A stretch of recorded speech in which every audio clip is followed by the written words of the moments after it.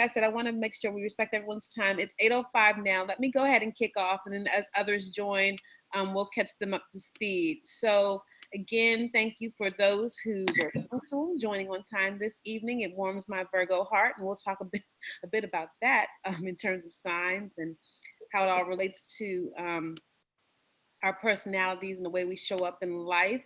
I'm gonna give you a heads up that I have notes on two or three different technology devices because I wasn't able to print given that everything is telework now. So if I seem like I'm a little bit disengaged from the camera, that's why I'm looking and referring to notes, because there's lots of important detail I want to make sure I don't miss in terms of what we're presenting today.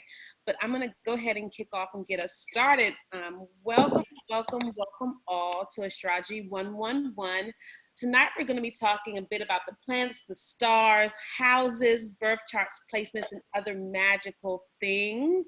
My name is Juan Price.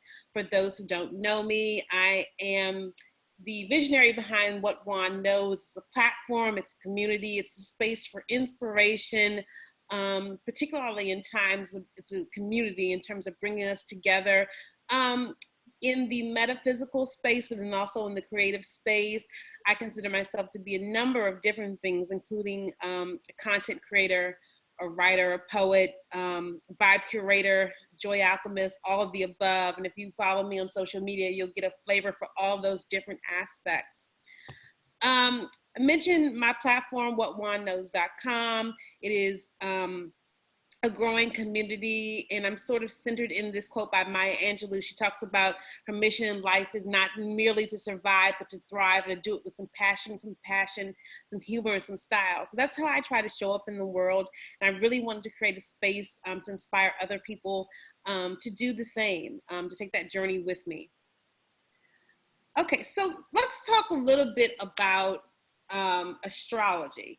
I'm kicking off this presentation, and I want to say that the timing on this, there are no mistakes, right? Timing is always right where you need it to be.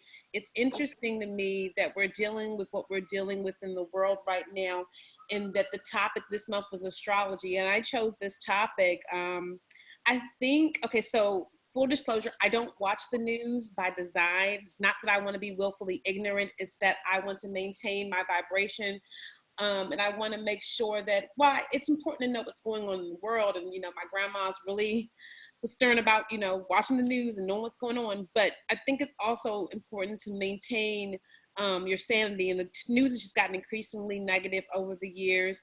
And it's sort of designed to create fear in us. So I had heard a little bit about, and we're not naming anything that we're not claiming, but the situation, we'll call it. I think maybe when I chose this topic, but not necessarily. I'm going to be honest, not necessarily. So it's timely in that so much about the astrology and looking at the zodiac and looking at the sort of patterns and looking at the language it gives us to talk about what's happening in the world. I mean, couldn't hit it a better time. I mean, more importantly, how we line up with that and what that means. So I thought this GIF was funny. It's from one of my favorite songs from the Notorious B.I.G. And, you know, he says the line, you know, what you attracted with that line, what's your name, what's your sign?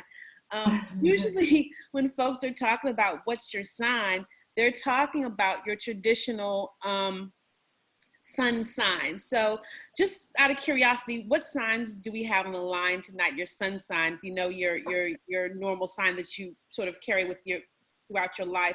Who do we have in line? I know my mom's a Libra. What about others?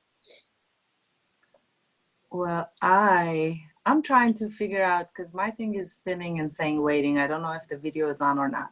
But my name is Mar, and my sun sign, I'm a cusp. I'm a Libra, Scorpio cusp, and I'm a rising Sag. Ooh, nice. And she knows her rising sign. So we'll talk a little bit about ascendants or rising signs tonight. Fantastic. Others? This is Christine. I'm a Leo.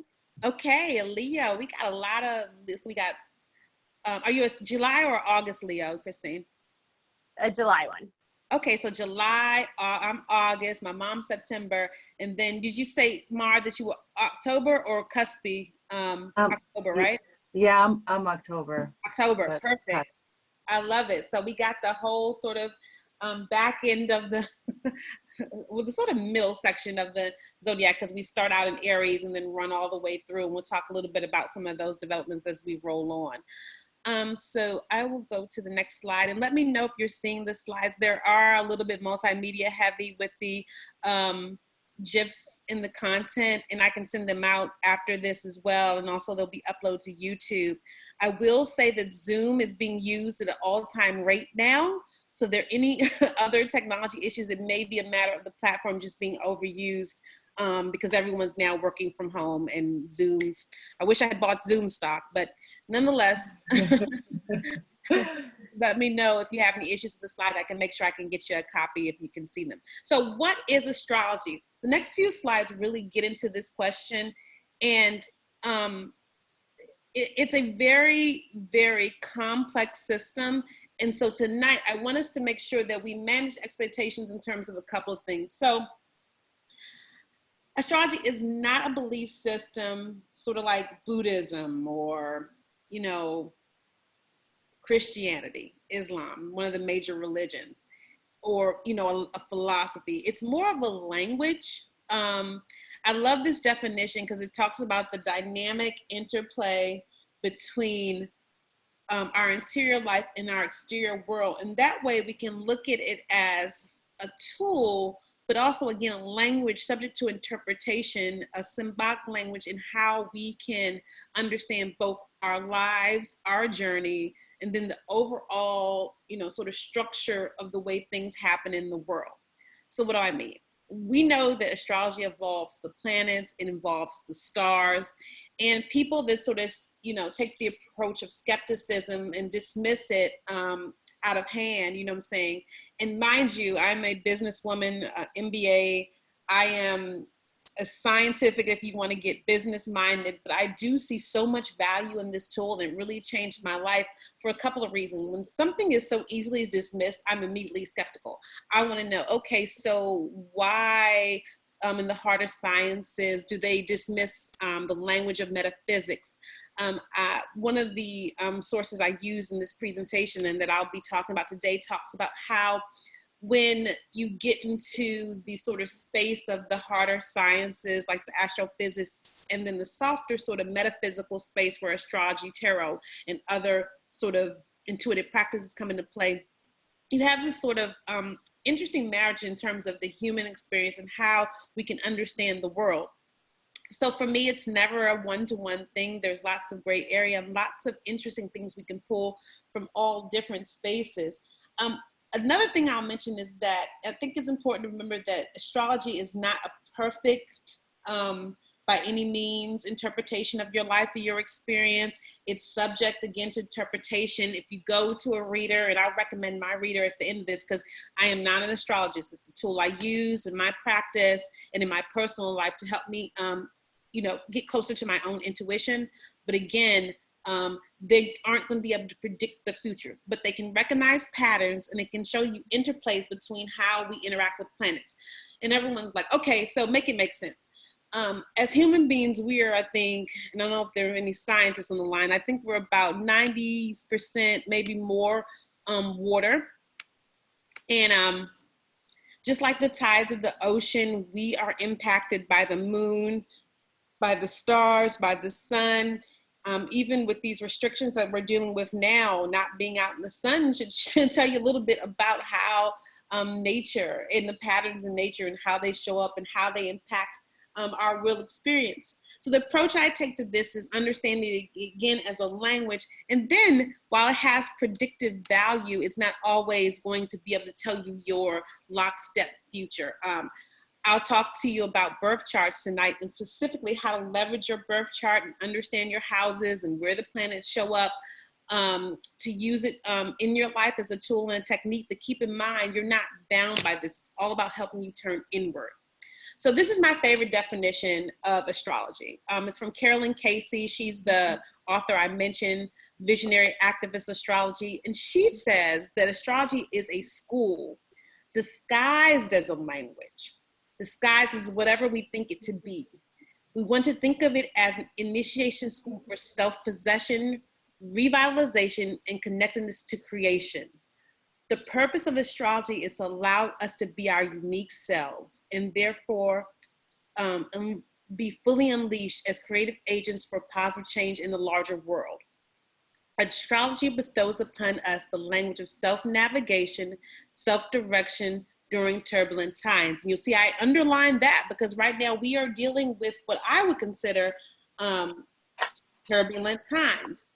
I think that from my perspective, astrology allows us to tap into sort of that, you know, ancient part of ourselves that always looks to the sky. Even the Bible, it talks about, oh my gosh, I forgot the Lord's Prayer. Our Father who art in heaven, hallowed be thy name. You know, you look to the heavens, you look to the sky.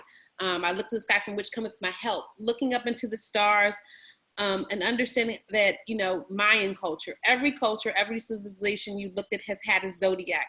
Most zodiacs are 12 months. Others that were lunar cultures had 13, because again, it's with the planets and the phases of the moon. Again, she talks about all cultures prior to our own industrial culture had a relationship with the sky. And I still think that we are increasingly having this, particularly with the generation coming up behind us. I think it's Generation Z, and some of the millennials really are tapping into these metaphysical tools right now. It's turbulent times. They're looking for using the sort of semiotics of this space and connecting it with sort of the more harder science, practical ways of being in the world. What else I think is interesting is that people aren't no longer seeing it as having to be contradictory. They're seeing the interplay, and that's what I think is so intriguing about astrology today. So again, astrology describes characteristics of persons, events, and time. It teaches us how to dance with chi, or the life force of the universe. I love that metaphor of the dance. It tells us that we are truly possess the power of insight when we can give it expression. So when you sit down with your birth chart, when you sit down and understand the houses that are, you know, in your sort of map or briefing papers for your experience, it does give you a sense of empowerment. It's not to say that, you know, your will is being done on earth, but it's saying that you do have some power. And if you practice the law of attraction, or you practice any of these sort of new age philosophies, and you're used to this idea of tapping into your beliefs to create a reality that's sort of central to what you would want out of life. And so astrology is also descriptive. So we talked about it. Typically the sun sign is describing characteristics of a person, time period, or a place. I'm a Virgo, so that means I'm going to be punctual. I'm going to be neat, at least, maybe not my space, but at least the way my thoughts are organized. I'm synthesizing everything. Instructive, it allows us to see patterns in the world. We look at these sort of, even in the internet space, we see a lot of postings around the new moons, and people are getting more familiar about understanding how those processes impact them. With women, I think it's all women on the line, at least thus far, menstrual cycles, looking at how we interact with moon and the patterns there, all that connectivity, all that reflection back to nature and our personal experience is tied in there. Also looking at the ritual piece of it, celebrating equinoxes, looking at the sort of conscious participation in the cycles of life. We have new moon rituals. I talked about, you know, a woman's cycle. I talked about all the things that sort of align with the sort of celebratory relationship we have with the sky. We name constellations, all of that. We feel this intuitive pull and connection to the earth and the sort of larger objects in space that impact our experience. So moving on and sort of breaking it down, it's a tool of divination. And we did tarot last month, and I talked a little bit about that as a tool of divination. And similarly, astrology is too. One thing that I liked about my girl Caroline is that she says we do not need astrology. And in fact, she's right. Again, it's not a belief system, but it's a tool. It allows us to have, oh, we have a few other couple folks joining the line. I want to welcome everybody that has joined. We have gone over folks that are just joining a little bit around the sort of background of what astrology is, and now we're getting a little bit deeper into sort of the language of what it is from a utility standpoint. But it's a metaphysical system, a tool of divination, and in this case, given with what we're dealing with in the world, we're thinking about this in terms of a language that we can use to interpret experience, to connect with the earth, and more importantly, our own intuition to help us guide our choices, relationships, interactions, etc. So like I said, it's a language that feeds our intuition. Intuition is the part of ourselves that knows what's going on and knows how to respond properly.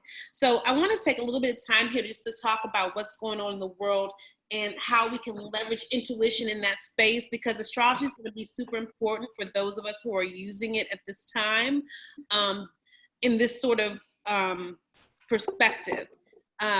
It can feel chaotic, it can feel scary. Meditation is going to be key, and then really tapping in and getting the answers from within spirit and inner being to know how to respond during this time is going to be key. You can use astrology as part of your sort of toolbox of techniques and languages that can help you interpret all of this craziness in a sense that's going on, because for a lot of us in the spiritual space, it's a correcting. A lot of posts have talked about how in Italy, the canals are becoming clean. There's less CO2 there. People are losing their lives, and it's certainly very, very sad. And there's, no way to put a value on a human life. But in some ways, the earth does tend to correct itself. And our experiences like pandemics happen in a way to sort of facilitate that, is one school of belief. But again, to turn back to the slide, astrology is a tool to allow us to rekindle our capacity to dance with life. And again, if you're feeling a little bit disconnected, if you're feeling off center, if you're feeling like your vibration is low, we've talked a lot about personal vibration and how that impacts our experiences. Astrology is a tool to help you tap back into that. So let's talk next slide, written in the stars. So one might consider a global pandemic a disaster. And I thought this sort of etymology was so interesting. The word disaster comes from the Italian word, and so I think it's a Latin prefix, disastro, which means an unfavorable position of a star or a planet. At times it can be applied to the kind of terrible misfortunes which such a position was thought to cause. So again, the word disaster, and then also catastrophe, has the same sort of language tie, and talks about how we're really against the stars, out of alignment. Like the human sort of interaction with the world, in a sense, may be off in terms of what, the overarching, beautiful design of this universe is asking of us. And again, that goes back to my original point about when their disaster happens, sometimes it's the world self-correcting or the universe self-correcting. So I thought that was interesting in terms of how the star language is all a part of the English language. It shows up in many different spaces, but particularly timely right now. Are there any questions before I proceed to the next section? Because we're going to get into planets, and that's the sort of sexy part of this. Okay, I pause for questions. So as above, so below, as within, so without. Again, as above, so below, looking up into the sky, it's a metaphor, connecting to spirit, connecting to self.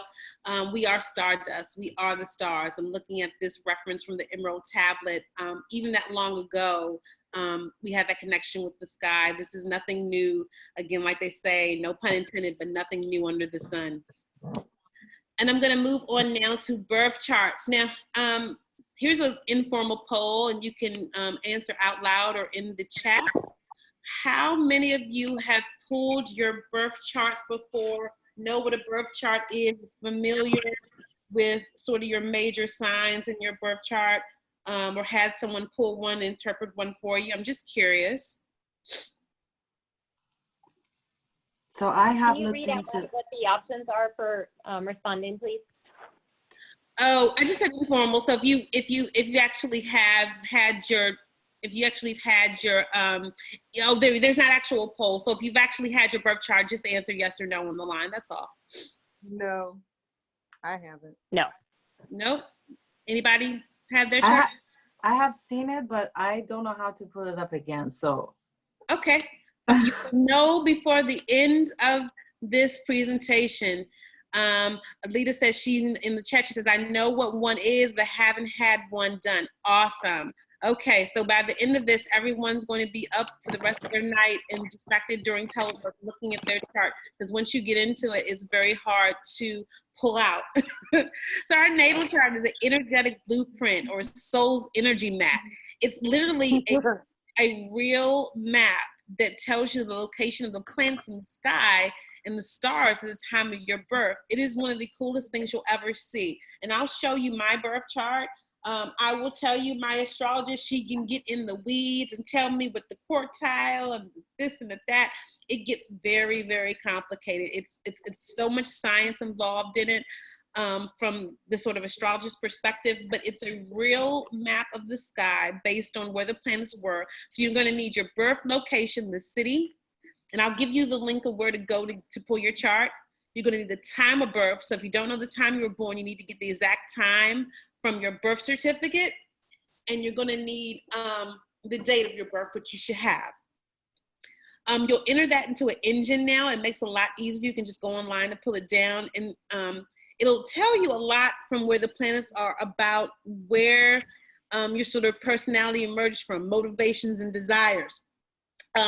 My chart, my experience has been very, very spot on. It is so telling. And I get my chart interpreted, not every year, but maybe every few years. I went in 2017, I went in 2020 to work with my astrologist, and she was able to tell me things. It's so interesting. She tapes the recordings, and I will tell you that things that were said in 2017 didn't make sense. So I listened to them in 2020, and I'm pretty sure that when I get the 2019, I did in December, and listen to it a couple years from now, it'll be so much more telling because it's a predictive model that she uses to be able to tell you about not only how the planets are interacting in your sign, but how their sort of current positioning in the sky influences your experience as well and where they're going. That's where it gets super complicated. I'm going to keep everything sort of ones and zeros in our approach since we're just starting off. So once you get your map, you're going to see the precise location of all the planets and the constellations where they were occupied. You'll get to see the signs, and note that the planets are the forces that act. So we'll walk through the planets, and then that's kind of like your verb. That's what's acting. And then the signs are how the planets act, and that's sort of the adverb. Houses are the areas in which they act upon. And so you have houses that represent money. You have houses that represent relationship. Keep in mind, just because you don't have a particular sign or particular planet in a house that, you know, is the relationship house, does not mean you will be alone. It just means that it may come a little bit later in your experience. Again, it's not always one-to-one, and the interpretation is subject to a lot of different sort of, you know, external things that happen in the world, but just know that nothing in your chart should be considered fatalistic or anything to be afraid of or dooming you to a certain fate, if that makes sense. So let's get to the fun part. Let's talk about some of these planets. So the sun, everybody knows their sun sign. And for the folks that joined a little bit later, what are your sun signs? We so far have had Leo, Virgo, Libra, and Scorpio on the line in that order. Who else do we have?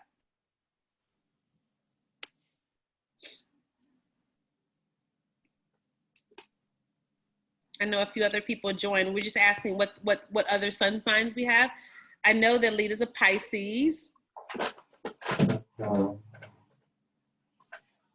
I think she might have gotten disconnected. Well, we'll connect her back in when she's able to say. So that's your sun sign. It's your basic central self. It's sort of the fuel we burn. And again, I am a Virgo through and through.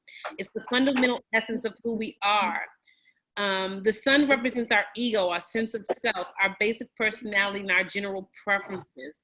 This sign, so every different planet and every different, so sun is a star, but every different planet, we talk about it as planets, are governed by a zodiac sign. And in this case, the sun, which makes sense, is governed by Leo. So Christine, your sign is governed by the sun. That's why you're such a star. Love it. Thank you. You're welcome. And then, so when you pull your chart, you get to see where the planets exist in the rest of your chart and give you a full makeup of yourself. We'll talk about this a bit later, but what you're going to want to focus on, because it's going to be a little overwhelming when you first pull it, is your sun, moon, and I think one of our other, I think Mars said her rising. That's sort of where you get started. If you try to dig too deep on everything else in terms of the other stars, the other planets and their placements, it can get a little overwhelming when you're first getting started. Let me just make sure I mute the lines in the meantime, because we have quite a bit of background noise and I want to make sure we can hear. Okay, moving on to the next. The moon. The moon is feelings and emotions. It represents our relationship with our mother. Hey, mom. It represents our emotional inner world, while the sun exposes our outer experiences. The moon symbolizes everything beneath the surface. The moon is governed by Cancer. So my moon is actually in Gemini.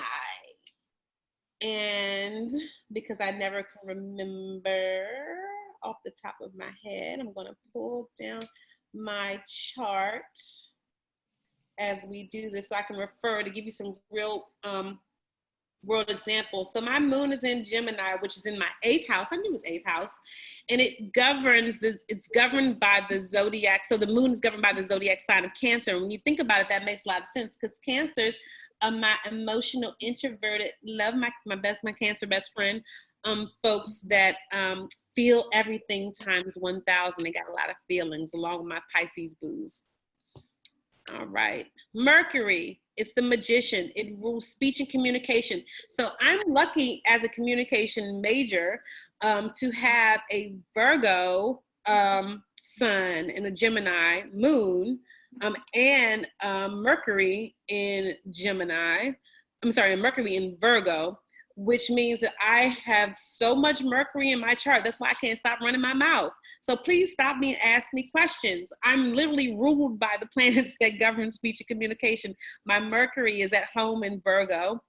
It reflects logic and rationality, intellect, curiosity, synthesizing complex ideas. And as I mentioned, it governed Gemini and Virgo. And what's interesting, and I see this in my own experience, that Gemini is output while Virgo is input. It goes retrograde every, it feels like every damn few weeks, but every 3 or 4 times a year. And so when people say Mercury is retrograde, it's basically what they're saying in terms of its orbiting against its normal orbit. That's what that means when you hear people say. So that tends to throw stuff off. People are late. Global pandemics. We're in a Mercury retrograde shadow right now. But I can't explain this. I know there are astrologists that can explain it from an astrology standpoint. Moving on, so we make sure we have enough time. Moving on to Venus. So this is the planet that governs Taurus and Libra. So my Libra's on the phone. It makes sense. So mommy, I tease you about buying a lot of stuff, but you can't help it because you are a Venus sign. You're a Libra. Y'all are indulgent. You love luxury and luxuriating, aesthetics and beauty. That's true. Have very romantic, right. very romantic sensibilities. Art, kinship, and you talk about how we love and relate. So I have not pulled your chart in a while, but you must have a lot of Venus in your chart because this is you through and through. And we'll talk about the signs as well. So let me just kick through the rest of these planets. Mars, passion and desire, rage and anger, physical passion and lust. It governs both Aries and Scorpio. So that's my rising. My rising is a Scorpio. And I tell you, between that Virgo, that Gemini, and that rising sign of a Scorpio, Bless me.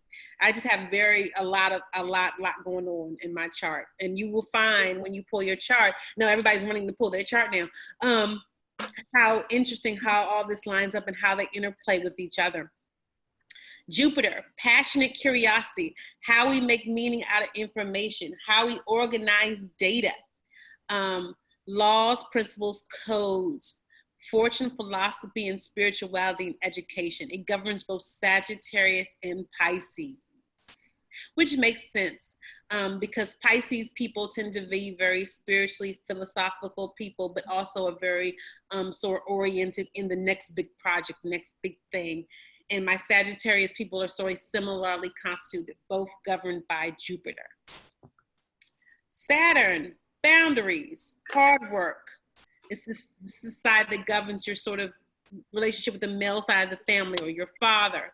It's about authority, tireless ambition. This governs Capricorn. If you know Caps, they get the job done.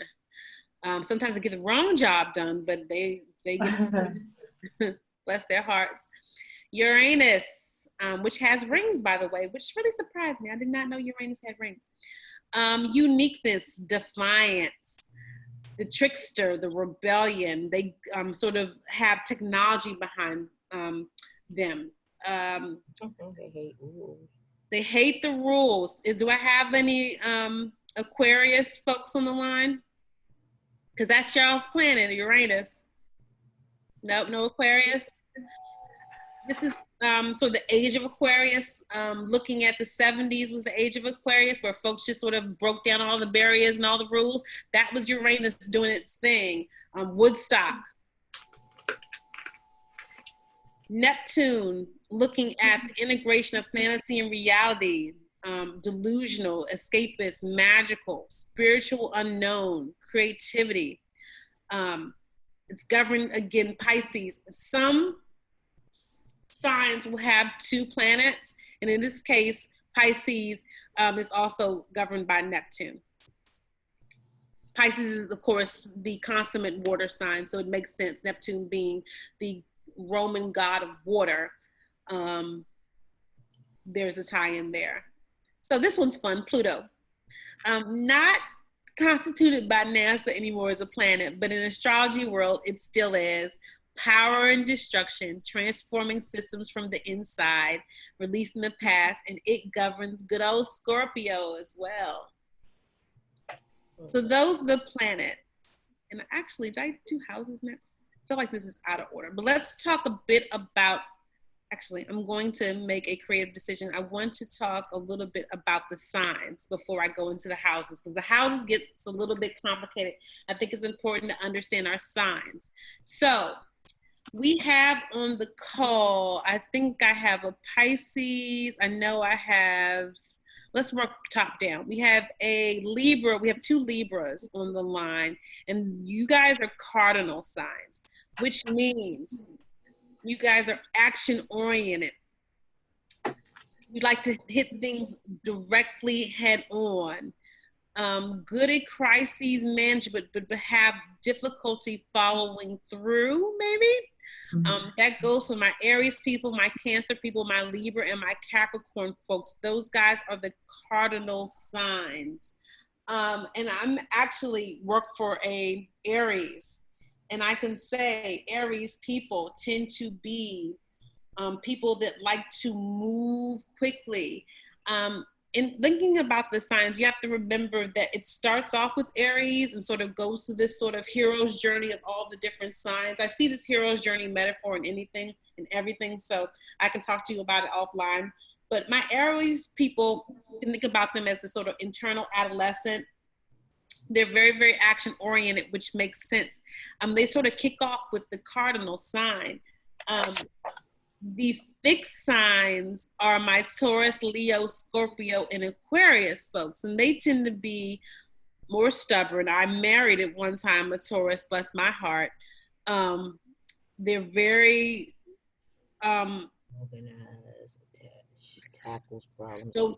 slow to initiate, but good at following through. They're good at getting stuff done and holding down the fort. It's all individualized, but I think that's true of Leo, Scorpius, and Aquarius for the most part, but those are the fixed signs. Now, the mutable signs, which are my people, Gemini, Virgo, Saggy, and Pisces, are mutable. We're adaptable, versatile, changeable, easily distracted. Bird, that's me. Particularly being both a double mutable with my sun in Virgo and my moon in Gemini. We get easily distracted, but Avoiding the issue. by negotiation or by avoiding the issues. Please mute your lines. Thank you, everybody. I'm going to move now back to some of the zodiac signs key phrases and sort of walking through. So the Aries, as I mentioned, sort of kicks us off in the zodiac. That's the first house as well. It is ruled by the Ram. It is a fire sign. As I mentioned, it's a cardinal sign. It's ruled by Mars. This is the sort of self. The next sign is the Taurus.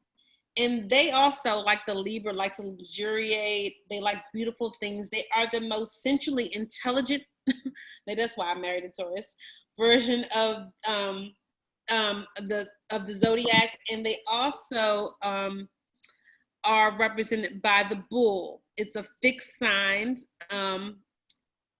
based in an earth sign, and it's, again, money is where that house is, and we'll get back to houses. But as you see 1 through 12, the self is Aries. That's the first house.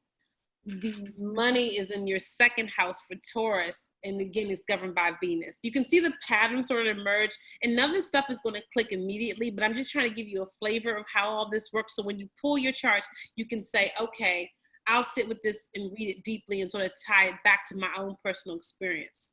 Gemini, we know that's the twins, bless their hearts. I think it's an air sign, a mutable sign. The house that governs family, again, governed by Mercury. Cancer is the crab. This is the I feel sign. It's a dynamic cardinal sign, and it's really focused on, again, that deeply introverted person. It's all about feeling with the Cancer, and we talked about it being governed by the moon. Leo, Christine, this is you, the lion, I will. Fire, it's a fixed sign. It's the house where children show up when you're looking at the houses, again, governed by the sun. Virgo, I serve, it's the Virgin. But Virgos are some of the most freaky people you will ever meet in your life, but it is what it is. I'm one of them, I'm allowed to say it. So, be honest. It's true. Mommy, you didn't hear that. Earth, mutable, it governs your work. So it's interesting that, my son sits in Virgo, and I'm definitely a workhorse.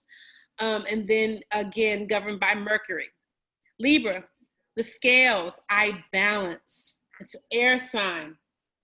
You all like the social piece of things. That's why you're the house of marriage. Again, governed by Venus. So it's interesting that my Venus in my chart sits in Libra. Sometimes your experience is intensified when you have a planet sitting in its house. Doesn't mean that I'm going to have the best love affair. Sometimes it means I'll be challenged in that space, because that's the experience that I'm going to have based on, the sort of way the chart is outlined. That's one of the things I recently learned. Like, you would think because my Venus is in Libra, it'd be smooth sailing, but my dating life, I tell you what. But I'm speaking nothing but positive things over it, because, again, hung by the tongue. Mercury, Mercury, Mercury. The Scorpion, I desire. It's a water sign, fixed, rebirth, governed by Mars and Pluto. Sagittarius, the Archer, I see. It's a fire sign, it's mutable. Its education is the house, and it's governed by Jupiter. And then making our way over to Capricorn, which is goat, I use. It's earth sign, cardinal sign. It governs fame. So a lot of famous people are caps or have cap in their 10th house. Aquarius, the water bearer. I know, it's an air sign. It's the house that governs friendships, governed by Saturn and Uranus. And then finally, the Pisces, I love my Pisces boo, they close out the sort of entire cycle of the zodiac, being the 12th house.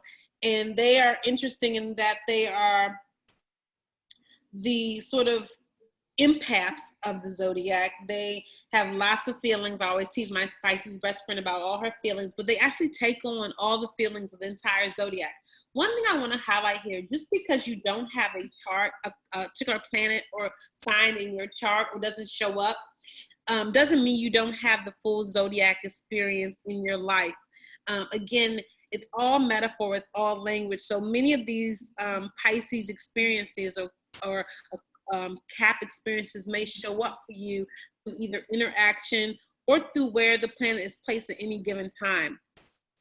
So again, with the Pisces water sign, it's mutable, and they are the house that governs prison, or sort of the way that we sort of shut ourselves off from the world.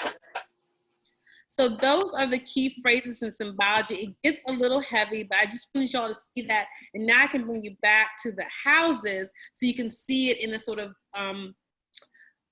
physical depiction of what that looks like. So we start over here, and you can't see my finger pointing, but Aries, and work ourselves around through to Taurus, to Gemini, Cancer. You got to go down to the bottom, Leo, and it gives you the numbers of the houses. You can see what they all govern, the first house being Aries, so on and so forth. So that's how all of those sort of work. And I will send the slides out so you can refer to them, but this is sort of a different version of the other slide that had all of the information assigned to the houses as well.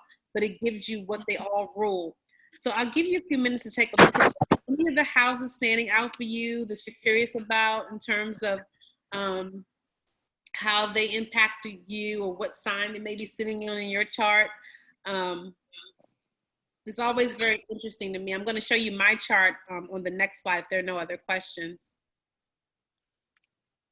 And I know this is a lot of information, but it will make a lot more sense once you deep dive in it and start to play around with your own individual charts. So here's my chart. I still can't read it, to be honest with you, the way that my astrologist can, but you'll see that it sort of pulls out that I was born on August 24th in 1981 at 12:14 p.m. in the afternoon in Washington Hospital Center. So that is the way the sky was set up when I came into the world, and you'll see all of my planets. And this is what happens when you put your information into one of the engines. It will pull out all of the different planets in terms of the houses where they sit for you. So you can see for me, I get a full flavor of where my planets are and where my signs are in all the planets. Any questions? There is Chiron, North Node, and Ascendant, and we're gonna talk about them too, right? So I'm leaving we'll talk about ascendants a little bit. When you get into some of the nodes and some of the other placements, that's a little bit beyond the scope of this discussion. Okay. I have information I can share with you. I wanted to keep it a little bit higher level, simply because it's just an introductory course. But what I'm considering doing next month is doing a little bit of an extended version of this, just so we can have time to talk about the more complex aspects of the chart. So when you start talking about aspects, we could be here all night. It gets quite interesting. Did you already give the site to get the birth chart? Did I miss that? No, I haven't shared that yet, but I will. Okay. The very last slide. I'm going to keep you guys here until the end. I just wanted to make sure I hadn't missed it. If I gave it to you now, y'all leave me and then go pull your chart. All right, so that's my sign. So very, very interesting. It's just, you can sort of see where everything sort of ties into our experiences. We talked a little bit about this. I thought this was fun. So just so you know, FKA Twigs is a Cap, Rihanna's a Pisces, and J-Lo is a Leo. And so these are all of our cardinal, fixed, and mutable signs in the celebrity world. So my faves. So your elements, we didn't talk too much about elements, but my earth signs, again, are my Caps, my Tauruses, and my Virgos.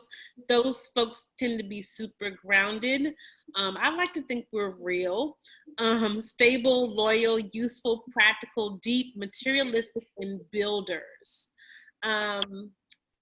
Air signs, my Aquariuses, my Gemini, my Libra. So so one thing I will say is I have little to no fire in my chart. My midheaven is in Leo, and that's it.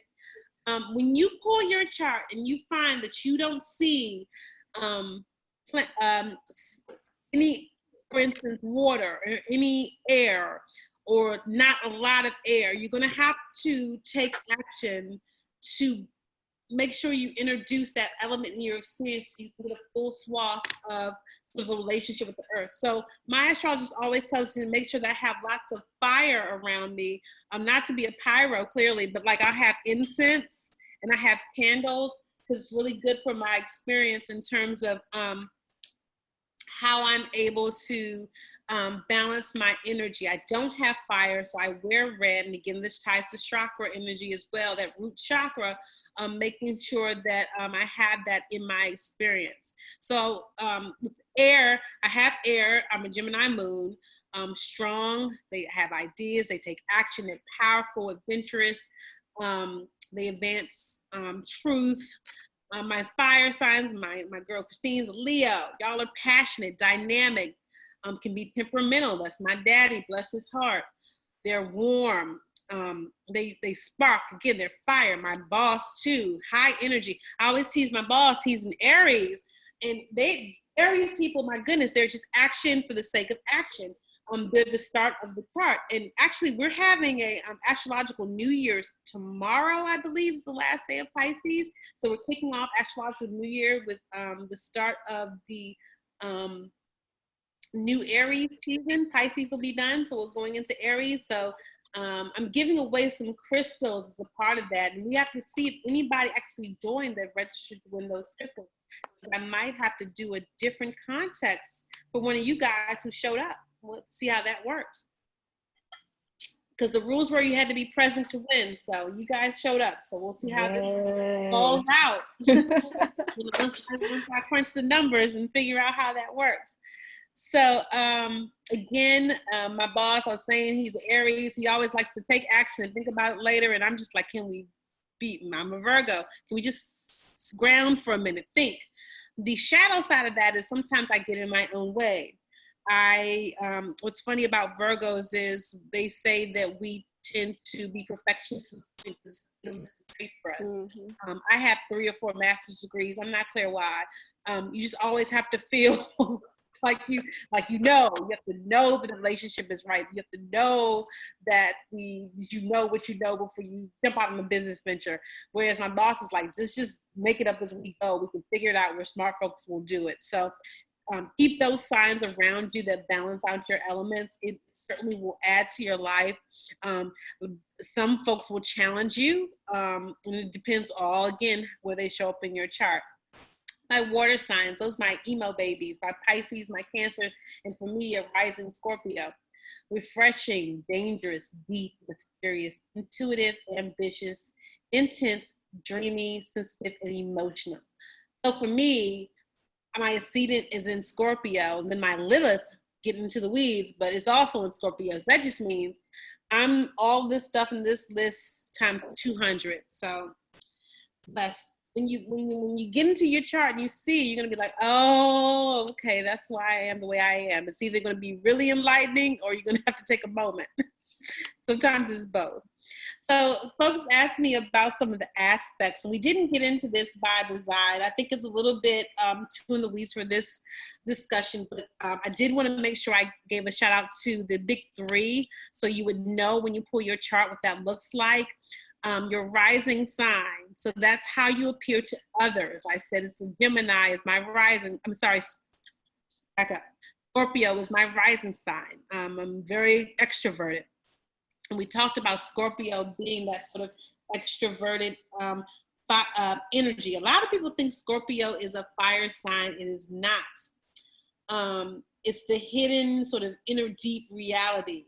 Scorpios are survivors. They're the most judgmental. So between my Virgo and my Scorpio rising, I'm a judgmental somebody. I have to really check and correct myself a lot. But we're also the most compassionate. So keep that in mind. So I think I bring that to my coaching business. Your sun sign, that's the one we've been talking about primarily today. That's your inner drive, your needs and gifts and talents, your highest self and your individuality. And then again, your moon signs, your subconscious programmed self, your emotional needs, and how you react to experiences. And Lord, if that's my Gemini, is my moon. And then moving over to the other illustration, it talks about some of the other symbols of astrology. We ran through the 10 planets, so you have that in your toolbox. We talked about the 12 signs, and I can, illuminate on any of those if you'd like me to. We didn't get into the major aspects because it gets a little complicated because you really need to see your chart to see where these show up. But when you pull your chart from Cafe Astrology, I'm going to give you the URL shortly. It's going to show you all of these different positions and aspects, and these are where the planets make next in your chart, and you can see what sign sits there to give you more insight in terms of your experience. Same thing with the nodes, and she asked me about Chiron and Vertex. It gets, again, super deep, super heavy, so you'll need your physical chart to be able to go there to understand it. So with that said, we can talk about questions. While we do that, let me put the resources on the board. So Cafe Astrology, you're going to want to go there to pull your chart down. You need, again, your full name, which you should know, your date of birth, your location of birth, and the one that gets tough for people is their time of birth. Oh, heads up, I think it's all women on this call.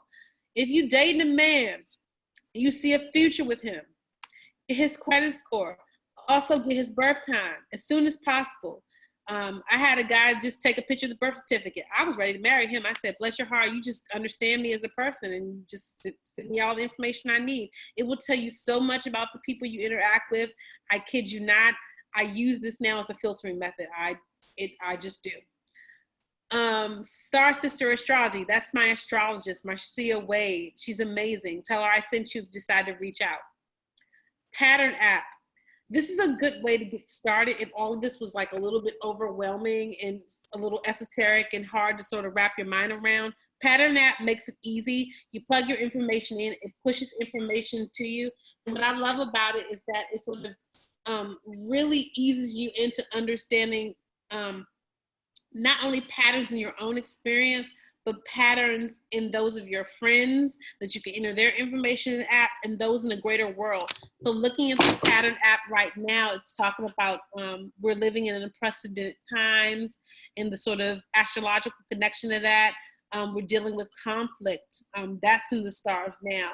It really, I cannot tell you how much I love this app, and it pushes alerts to you every morning. So you get so much information in terms of where you are, where the world is, but it's digestible in small bites, so you can really get into it. The more sophisticated, I think, well, not sophisticated, that's the wrong word, but the little more traditionally astrological app would be Time Passages. They charge you a small fee to pull your deep, all the strong aspects, medium strength aspects, and weaker aspects, but listen, make the investment, it's like $2 maybe. But it's a really, really good app once you want something that's going to give you the flavor for what you want to know across your whole entire chart. So that is Astrology 111. Thank you for joining. Know it's a lot of information, but start at Cafe Astrology and let me know what you find. Please, please, please reach out to me with questions.